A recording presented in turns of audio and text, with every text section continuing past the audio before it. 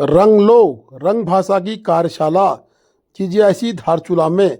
बता दें कि प्रधानमंत्री नरेंद्र मोदी जी द्वारा 9 नवंबर 2024 को उत्तराखंड राज्य स्थापना दिवस के अवसर पर अपने संबोधन में राज्य के निवासियों एवं अतिथियों से किए गए 9 आग्रहों के क्रम में तथा राष्ट्रीय शिक्षा नीति 2020 के अंतर्गत लोक भाषा रंग के संरक्षण व संवर्धन हेतु विकसित सहायक पुस्तकों के परिमार्जन के साथ साथ शब्दकोश निर्माण की कार्यशाला का आज धारचूला श्री दानवीरा जसूली बुढ़ी दताल शौक्यानी राजकीय बालिका इंटर कॉलेज जनपद पिथौरागढ़ में शुभारंभ हुआ। कार्यशाला का उद्घाटन संयुक्त निदेशक SCERT श्री प्रदीप रावत तथा खंड शिक्षा अधिकारी श्री DL आर्य द्वारा दीप प्रज्वलन कर किया गया। दिनांक 10 नवंबर से 12 नवंबर 2024 तक चलने वाली 3 दिवसीय कार्यशाला में SCERT द्वारा कक्षा 1 से 5 के लिए विकसित सहायक पुस्तकों का परिमार्जन किया जाएगा। इसके अतिरिक्त राज्य में बोले जाने वाली लोक भाषाओं के शब्दकोश का भी निर्माण SCERT उत्तराखंड द्वारा गतिमान है। कार्यशाला में रंग भाषा के शब्दों को भी अंतिम रूप प्रदान किया जाएगा। कार्यशाला में SCERT उत्तराखंड देहरादून से संयुक्त निदेशक प्रदीप रावत के साथ साथ पाठ्यक्रम विभाग से सोहन सिंह नेगी, डॉक्टर शक्ति प्रसाद शेमल्टी तथा NEP प्रकोष्ठ से रविदर्शन तोपाल, मनोज किशोर बहुगुणा तथा सचिन नौटियाल कार्यशाला का समन्वयन कर रहे हैं। डायट डिडिहाट पिथौरागढ़ से राजेश पाठक कार्यशाला में प्रतिभाग कर रहे हैं। साथ ही इस अवसर पर रंग संग्रहालय के श्री कृष्ण सिंह गरब्याल भी मौजूद रहे।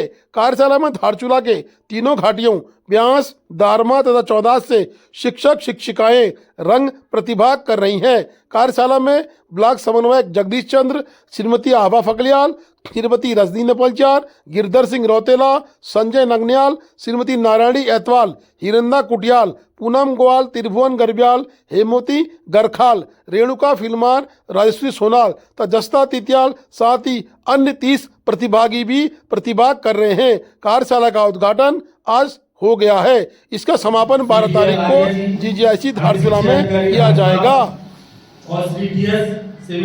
प्रवक्ता SCERT उत्तराखंड श्री रविदर्शन तोपाल, कार्यक्रम समन्वय नीति प्रकोष्ठ SCERT और श्री मनोज कुमार बहुगुणा, कार्यक्रम समन्वय। और इस पूरा क्षेत्र का प्रतिनिधित्व हमारे बीच में बहुत आदरणीय सम्मान से उनके उसमें मैं एक तरह से कहता हूँ कि मैं धारचूला भी आया हूँ, उनको सम्मान देने के लिए, उनको सैल्यूट करने के लिए आया हूँ।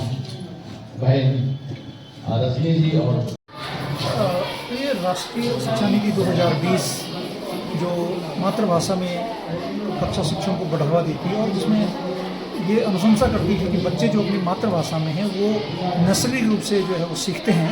इसी क्रम में हमने उत्तराखंड में राष्ट्रीय शिक्षा नीति के अंतर्गत लगभग 18 लोक भाषाएं बोली जाती हैं उनको चिन्हित किया है और उसी में जो हमारी गढ़वाली, जौनसारी, कुमाऊनी, रंग, मारछा, तोलछा, रमाल्टी, इस तरह की हमने 17 भाषाएं चिन्हित की हैं। और इसी क्रम में हम आज यहाँ पर राजकीय बालिका इंटर कॉलेज धारचूला में जो रंग भाषा पर ये कार्यशाला कर रहे हैं, इसमें हमारी कक्षा 1 से और कक्षा 5 तक के लिए सहायक पुस्तकों का निर्माण किया गया है और उन्हीं पुस्तकों के परिमार्जन के लिए और परिशोधन के लिए आज से ये 3 दिवसीय कार्यशाला SCERT के तत्वावधान में यहाँ पर आयोजित की जा रही है। कार्यशाला जी सर। राष्ट्रीय शिक्षा नीति प्रकोष्ठ SCERT उत्तराखंड। पहले तो मैं हर्ष व्यक्त करना चाहूँगा, उत्तराखंड सरकार ने राष्ट्रीय शिक्षा नीति को बहुत जल्दी क्रियान्वयन किया और उसी के तहत उसी का एक पैरा है कि हमें क्षेत्रीय भाषाओं का विकास करना है, क्षेत्रीय भाषा में शोध अनुसंधान की प्रवृत्ति को बढ़ावा देना है और साथ साथ ही जो क्षेत्रीय हमारी संस्कृति है, विरासत है, उसका संवर्धन करना है। इसी क्षेत्र में एक पहल है, इसकी 2 कार्यशालाएँ हमारी पहले आयोजित की जा चुकी हैं SCERT में। आज यहाँ पर जो स्थानीय शिक्षक है उनके साथ जो महत्वपूर्ण भाषा के पहलू हैं उन पर ये कार्यशाला आयोजित की जानी है। विभिन्न भाषाई शब्दों का चयन किया जाना है और इसे करिकुलम के रूप में आने वाले समय में इसे पाठ्यक्रम के रूप में लागू करेंगे और फिर धीरे धीरे यह भाषा में हम आने वाले समय में शोध करेंगे और बहुत सारी कहानी और नाटक, कथाएं और बहुत सारे वैज्ञानिक अध्ययन हम आने वाले समय में इसमें करेंगे। इस विजन के साथ उत्तराखंड सरकार आगे बढ़ रही है। Thank you.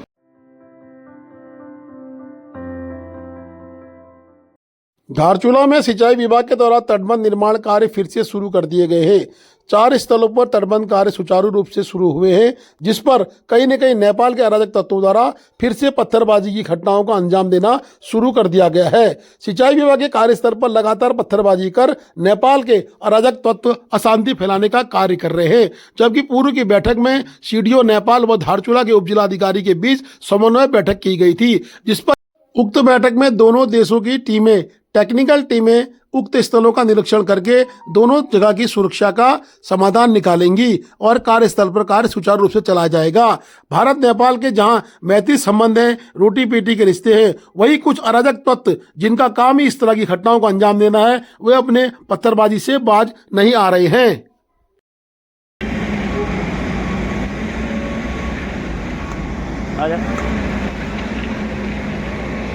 आजा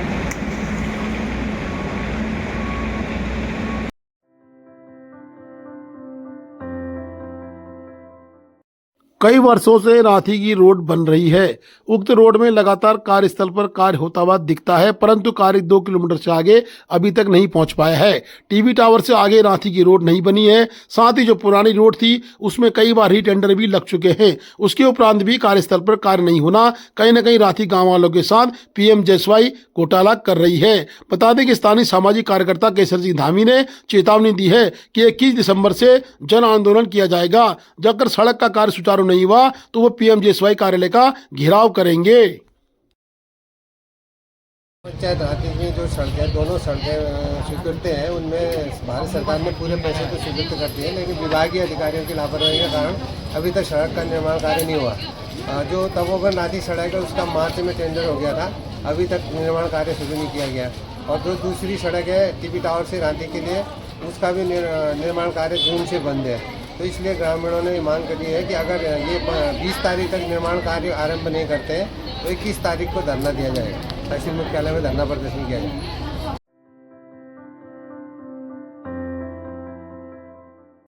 बीते दिनों हिलवेज की रोलर मशीन के चपेट में आने से मोहित बत्रा पूरी तरह से घायल हो चुके थे। कल उनका एम्स में निधन हो गया है। मोहित के निधन में जहां व्यापारियों के द्वारा लामबंदी की गई थी, व्यापारियों के द्वारा हिलवेज कंपनी से वार्ता भी की गई थी, मुआवजे की मांग भी की गई थी, परंतु कहीं न कहीं व्यापार संघ के द्वारा आज मृत्यु के बाद बाजार बंद का ऐलान भी किया गया था। परंतु धारचूला के बड़े व्यापारियों के बाजार पूरी तरह खुले हुए दिखाई दे रहे थे, जहां व्यापारियों में कहीं न कहीं लोगों में श्रद्धांजलि मोहित बत्रा को दी थी। कुछ दुकानें बंद थी, परंतु बड़े व्यापारियों की दुकानें पूरी तरह से खुली हुई नजर आई थी।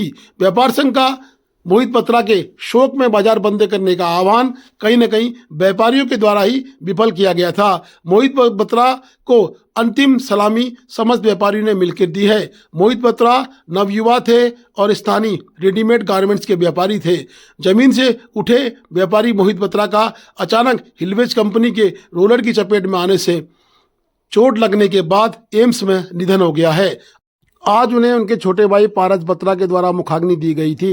व्यापार संघ अध्यक्ष के आह्वान में बाजार बंद किया गया था, परंतु कुछ बाजार की दुकानें खुली थीं और कुछ दुकानदारों ने सच्ची श्रद्धांजलि मोहित बत्रा को अर्पित की थी। मोहित बत्रा नवयुवा थे, जुझारू थे और जमीन से उठे व्यापारी थे। उनके शोक में कहीं न कहीं आज बाजार बंद का आह्वान था, जो कि कुछ व्यापारियों के द्वारा विफल किया गया, परंतु DCN न्यूज़ की तरफ से मोहित बत्रा को श्रद्धांजलि अर्पित की जाती है। Please do like, share and subscribe DCL News.